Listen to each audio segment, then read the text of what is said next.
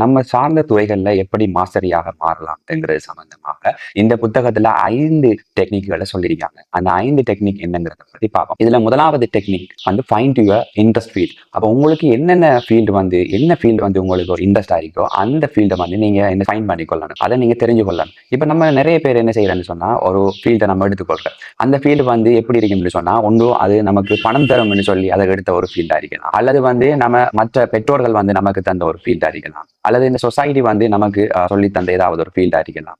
இப்படி நம்ம மற்றவங்க சார்ந்துதான் ஒரு ஃபீல்டை நம்ம என்ன செய்யறோம் அப்படின்னு சொன்னா செலக்ட் பண்ணி கொள்றோம். அப்ப இது வந்து என்ன செய்யறோம்னா ஒரு மிகவும் மோசமான ஒன்றுன்னு சொல்லி சொல்றாங்க.